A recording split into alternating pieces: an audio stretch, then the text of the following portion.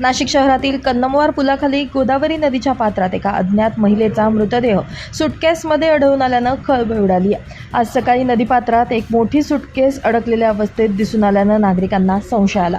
सुटकेसमधून येणाऱ्या उग्र वासामुळे त्यांनी तात्काळ पोलिसांना माहिती दिली।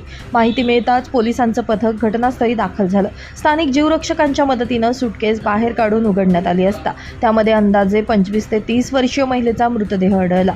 मृतदेहाची ओळख पटली नसून तो सुटकेसमध्ये कोंबून नदीत फेकण्यात आल्याचं प्राथमिक तपासात समोर आले। महिलेची हत्या करून पुरावा नष्ट करण्याच्या उद्देशानं आरोपींनी मृतदेह कन्नमवार पुलावरून गोदावरी नदीपात्रात फेकल्याचा संशय व्यक्त करण्यात येतोय।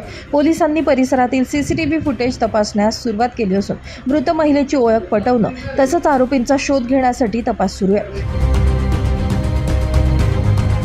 आज सकाळी 9 ते 10 दरम्यान सफाई कामगार जे आहेत त्यांनी डायल 112ला कॉल केला। एक बॅग आहे त्याच्यामधून स्मेल येत आहे।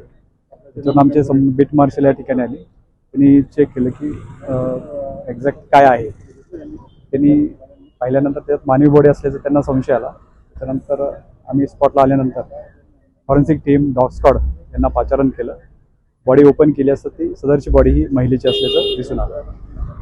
सर या महिलेची ओळख आहे का? ओळख अजून पटलेली नाहीये। सदरची बॉडी ही PM साठी पाठवण्यात आलेली आहे। साधारण त्या महिलेचं वय काय असतं? 30 ते 35 वय अंदाजे।